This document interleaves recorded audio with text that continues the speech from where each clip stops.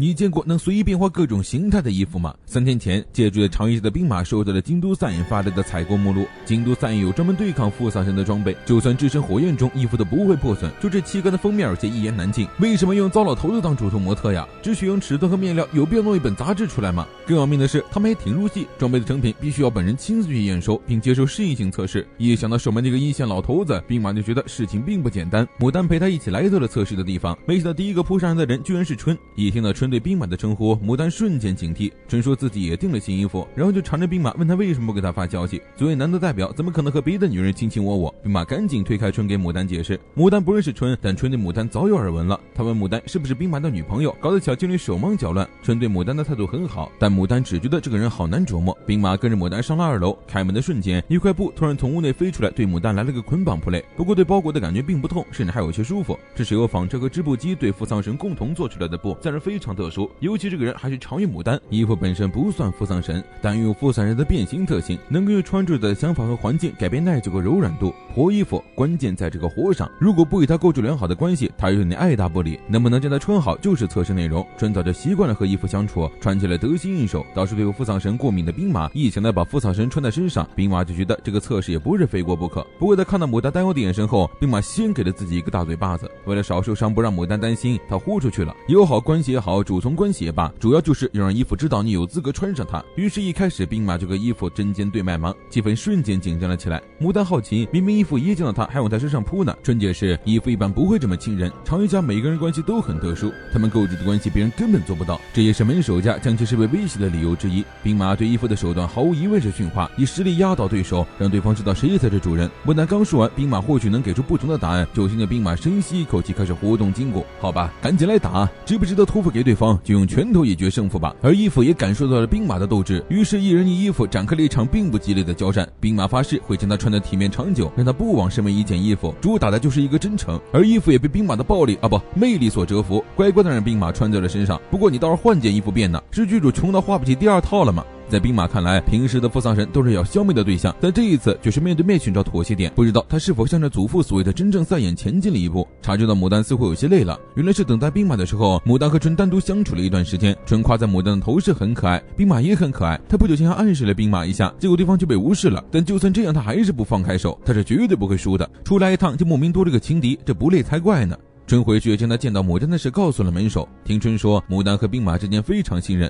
门首只觉得奇怪，他之前见过牡丹一次，那时的他根本不可能对人敞开心扉。正因如此，他会采取放养的态度，但被春这么一说，他反而觉得不放心了。往往这个时候就会有奇怪的家伙冒出来。兵马还被牡丹拉去大学的百人一手社团布置迎新，还为眼神太凶恶被认成道上的人。大家都以为兵马是牡丹的男朋友，纷纷八卦的给小情侣制造独处的机会。常言镇的付丧神之前也跑来过学校，大家都以为那是牡丹家的人。牡丹的校园生活非常热闹，甚至没空送兵马回去。燕和 T 也跟着牡丹来玩，两个人正准备回去的时候， T 突然注意到天台闪过一个人影，付丧神斋出现在天台上，手中的环对准了楼下的兵马。瞬间，兵马所在的地方被结界包围，无数根尖刺破土而出，出现在面前的正是京都3大付丧神之一的卦。寡听说过兵马勇武过人，今天他来领教一番。这是兵马在装备之后第一次战斗，他明显感觉到身体变轻，力量变强，怪不得京都赛影如此重视。兵马注意到付丧神袭击他的武器非常多样，按理来说，付丧神的化形能力依存于容器，可变物体单一，但据他所知，存在以一套武器为容器的特例，那是个怪物。兵马毫不犹豫掏出第2件门柄攻向卦，可惜根本不是卦的对手，被卦召唤出的头盔直接顶飞。好在有中备家伙没有受伤，但受到的冲击力却无法减弱。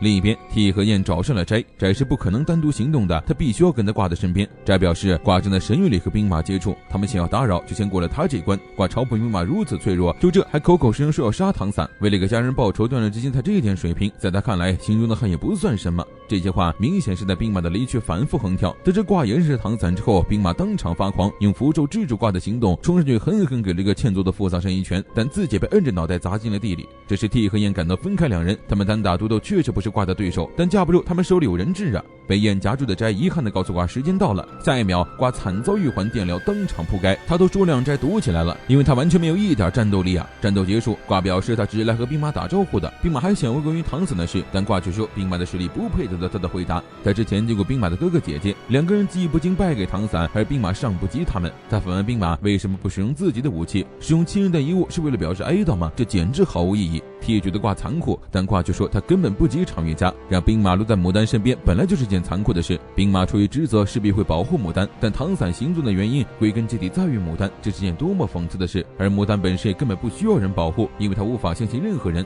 挂对牡丹的诋毁让 T 克彦无比愤怒，可惜挂只要一有想搞事的念头，就要惨遭电疗。今天闹得确实有些过头，见时间差不多了，斋很快带着挂离开。兵马的哥哥姐姐死亡居然是因为牡丹，不知道是不是将挂的话放在了心上。兵马表示他要离开长月家一段时间，毕竟事关哥哥姐姐，兵马不可能无动于衷。而且唐伞之事因为牡丹而起的传言，他们也听到了不少传闻。虽然他们只是代理赛燕，无从得知真相，但至少也应该和兵马坦诚相待。殊不知他们说的这些话全都被暗处的牡丹听到了。过了4天，兵马还是没有回来，牡丹也因此长安饭不思。他主动去找了门首，想知道唐伞的事和他到底有什么关系。在一段不能让观众知道的密谈之后，门首问牡丹为什么这么想知道唐伞的事，难道是觉得自己做的错事被讨厌了，类似于那种恋爱少女的烦恼。京都赛燕带头磕 CP 可还行，牡丹赶紧解释，只是因为兵马突然失踪让他放不下而已。结果这话说的门首和春一头雾水，失踪兵马不就在他家训练吗？恰好这时兵马闯进来大喊自己通过了10期足手。原来3天前兵马突然跑来说自己和挂交手之后被评为技艺不精，所以整的京都支部结束训练。门首兵马赶紧回家歇着去，他刚才通过的10期足手已经是最后的训练了，很讨厌没有边界感的年轻人。牡丹以为兵马因为唐伞的事讨厌他，却没想到直男小伙只是单纯的跑来训练。兵马压根就没信挂说的话，坚定的认为是自己技艺不精，没人让对方说出真相。牡丹很羡慕兵马，一旦找到方向就毫不犹豫的前进。兵马相信了自己，但他却无法相信别人。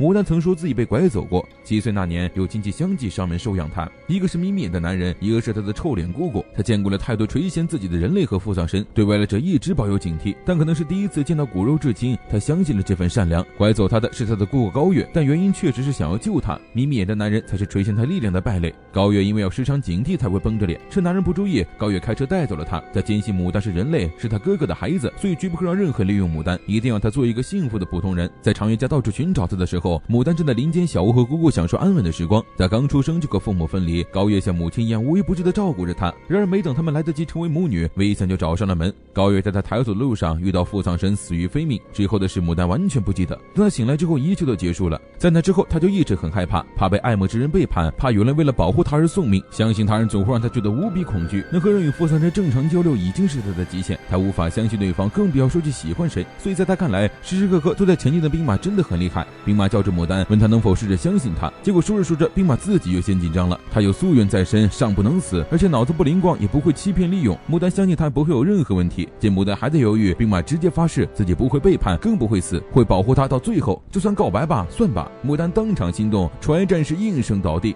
兵马露出了见到牡丹以来第一个真心的笑容。樱花飘落，两个人一起走在回家的路上。物语第1季完结撒花。